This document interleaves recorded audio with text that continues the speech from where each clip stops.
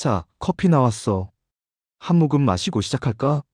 요즘 다들 미국 주식, 특히 기술주 이야기 많이 하잖아. 너도 QQQ랑 TQQQ 때문에 고민이 좀 있는 눈치네. 벌써 2025년도 다 갔어. 올해 진짜 다사다난했지? AI 거품론이 돌면서 나스닥이 휘청거릴 때도 있었고, 또 언제 그랬냐는 듯 전고점 뚫고 올라가는 거 보면서 가슴 쓸어내린 적도 한두 번이 아닐 거야. 네가 궁금해하는 건 딱 이거잖아. 과연 2026년 상반기에도 이 상승세가 이어질까? QQQ를 계속 모아가도 될까? 아니면 야수의 심장으로 TQQQ에 올라타야 할까? 오늘 내가 월가 애널리스트들 보고서랑 최신 뉴스들 싹 정리해서 아주 쉽게 이야기해줄게. 복잡한 경제 용어? 걱정 마. 내가 다 우리말로 바꿔서 설명해줄 테니까. 준비됐지? 그럼 시작해보자. 먼저 숲을 좀 봐야 해. 나무인 개별 주식을 보기 전에 날씨가 어떤지 봐야 하잖아. 2026년 상반기, 날씨는 흐린 뒤, 계목은 구름 사이로 햇살 정도가 될 것 같아.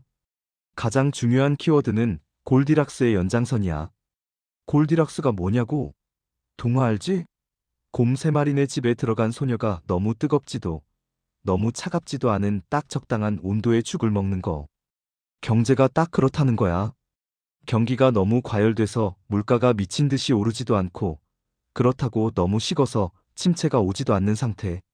월가 전문가들은 2026년 상반기에도 미국 경제가 이 균형을 유지할 거라고 보고 있어. 그런데 여기서 중요한 변수가 하나 있어.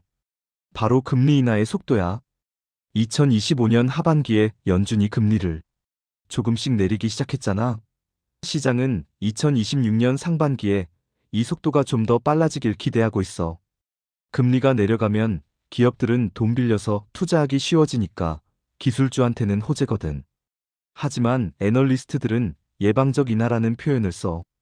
이게 뭐냐면 경기가 망가져서 급하게 금리를 내리는 게 아니라 경기가 좋은데도 너무 빡빡하지 않게 살짝 풀어주는 거란 뜻이야. 이건 주식시장에 아주 좋은 신호야. 정리하자면 2026년 상반기 경제 날씨는 나쁘지 않다. 금리는 완만하게 내려갈 것이고 기업들이 돈 벌기 좋은 환경이 만들어질 것이다. 일단 기본 베이스는 긍정적이야. 자, 이제 QQQ 이야기부터 해보자. QQQ는 나스닥 100 지수를 추종하는 사실상 미국 기술주 그 자체잖아. 2026년 상반기 QQQ의 핵심 테마는 AI의 실적 증명이야. 2024년, 2025년이 와 AI가 세상을 바꾼대 라면서 기대감으로 올랐던 시기라면 2026년은 그래서 돈은 얼마나 벌었는데? 를 따지는 시기가 될 거야. 월가 분석을 보면 다행히 전망은 밝아. 특히 온디바이스 AI랑 소프트웨어 쪽을 주목하고 있어. 지금까지는 거대한 서버에서 AI를 돌렸다면 이제는 내 스마트폰, 노트북, 자동차 안에서 인터넷 연결 없이 AI가 돌아가는 거야. 이러면 칩도 더 많이 필요하고 기기도 새로 사야겠지? 애플이나 삼성 같은 하드웨어 기업들이 수혜를 볼 거야. 지금까지는 엔비디아 같은 반도체만 잘 나갔잖아. 2026년부터는 그 칩을 가지고 실제 서비스를 만드는 마이크로소프트, 구글, 어도비 같은 소프트웨어 기업들의 이익이 폭발적으로 늘어날 거라고 해. 전문가들은 QQQ가 2026년 상반기에 약 8%에서 12% 정도의 추가 상승 여력이 있다고 보고 있어. 물론 2023년, 2024년처럼 미친 듯이 50%씩 오르는 장은 아닐 수도 있어. 하지만 꾸준히 우상향하는 아주 건강한 상승을 예상하는 거지. 그래서 내 생각은 그래. QQQ는 지금처럼 적립식으로 꾸준히 모아가는 전략이 여전히 유효해. 월급날마다 기계처럼 사는 거지. 이건 배신하지 않을 거야. 이제 네가 진짜 궁금해하는 거. TQQQ 이야기 좀 진지하게 해보자. 너도 알다시피 이건 QQQ가 1% 오르면 3% 오르는 3배 레버리지 상품이잖아. 2026년 상반기 TQQQ는 어떨까? 결론부터 말하면 기회는 있지만 난이도는 극상이 될 거야. 왜냐고? 아까 내가 경제가 골디락스라고 했지만 주식시장은 얌전하지 않을 거야. 2026년은 변동성이 커지는 해가 될 가능성이 높아. 여기서 아주 중요한 개념 하나만 짚고 넘어가자. 음의 복리라는 거야. 이게 TQQQ의 가장 무서운 점인데 쉽게 설명해 줄게.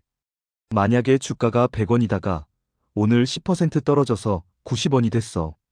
내일 다시 본전 100원이 되려면 10%만 오르면 될까? 아니야. 90원에서 10% 오르면 99원밖에 안 돼. 약 11%가 올라야 본전이 돼. 근데 TQQQ 같은 3배 레버리지는 이게 3배로 작용해. 지수가 오르락내리락 하면서 횡보만 해도 내 계좌는 살살 녹아서 줄어들어. 2026년 상반기에 지수가 박스권에 갇혀서 위아래로 흔들리기만 한다면 TQQQ 투자자는 가만히 앉아서 돈을 잃게 되는 거야.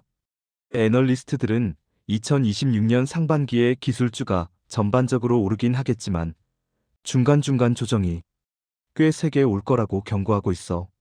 예를 들어 1월에 올랐다가 2월, 3월 푹 꺼졌다가 4월에 다시 오르는 시기지. 이 과정에서 TQQQ를 장기 보유하면 멘탈이 터질 수도 있어. 그래서 TQQQ에 대한 내 조언은 이거야. 핵심 자산으로 가져가지 마라. 전체 자산의 10%에서 20% 내외로 확실한 상승 추세가 보일 때만 짧게 타고 빠지는 스윙 트레이딩 용도로만 써야 해. 2026년은 존버가 TQQQ에서는 안 통할 수도 있는 해라는 걸 명심해. 자, 이제 장밋빛 전망만 하지 말고 찬물도 좀 끼얹어 보자. 2026년 상반기에 우리 뒤통수를 칠 수 있는 리스크 뭐가 있을까? 첫째, 물가의 역습이야. 지금 물가가 잡혔다고 다들 안심하고 있잖아. 그런데 만약 국제유가가 전쟁 때문에 갑자기 폭등하거나 미중 갈등으로 공급망이 막혀서 물건값이 다시 오르면 연준은 금리 인하를 멈추거나 다시 올릴 수도 있어. 그럼 기술주, 특히 TQQQ는 하루에 마이너스 10%씩 꽂히는 공포를 맛볼 수도 있어. 둘째, AI 회의론의 재부상. 지금 기업들이 AI에 천문학적인 돈을 쏟아붓고 있잖아. 근데 2026년 상반기에 실적을 까봤는데, 어라, 돈은 엄청 썼는데 수익은 별로 안 났네? 라는 뉴스가 나오면 실망 매물이 쏟아질 거야. 이걸 전문가들은 수익화 지연 리스크라고 해. 빅테크 기업들 실적 발표 시즌마다 심장이 쫄깃해질 거야. 셋째, 미국 대선 이후의 정책 변화. 2025년 기준 시점으로 가정해보면 새 행정부의 정책이 구체화되는 시기가 2026년 상반기야.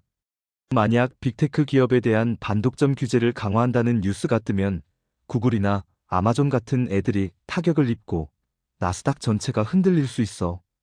자, 이제 다 됐다. 오늘 이야기 정리해볼까? 2026년 상반기 분위기는 좋다. 금리도 안정되고 AI 산업도 성장한다. QQQ는 든든한 맏형이다. 여전히 매력적이고 꾸준히 모아가면 연 10% 이상의 수익을 기대할 수 있다. 쫄지 말고 계속 사라. TQQQ는 양날의 검이다. 변동성이 큰 장세가 예상되니 음의 복리 효과 때문에 장기 보유보다는 단기 대응이 좋다. 떨어질 때 줍고 오를 때 파는 기민함이 필요하다. 리스크 관리는 필수다. 물가가 다시 오르거나 AI 실적이 실망스러울 땐 과감하게 현금 비중을 늘려라. 친구야, 투자는 예측의 영역이 아니라 대응의 영역이라고 하잖아. 오늘 내가 해준 말은 어디까지나 시나리오일 뿐이야. 중요한 건 네가 매일 뉴스를 챙겨보고 내 기준을 가지고 흔들리지 않는 거야. 2026년 상반기 너무 욕심내지 말고 QQQ로 베이스 깔고 TQQQ는 양념으로 조금만 섞어서 맛있는 수익 요리해 먹자. 혹시 시장이 급변하면 내가 또 커피 한 잔 사면서 설명해 줄게. 너무 스트레스 받지 말고 건강 챙겨가면서 투자해. 결국 행복하려고 돈 버는 거잖아. 파이팅이다.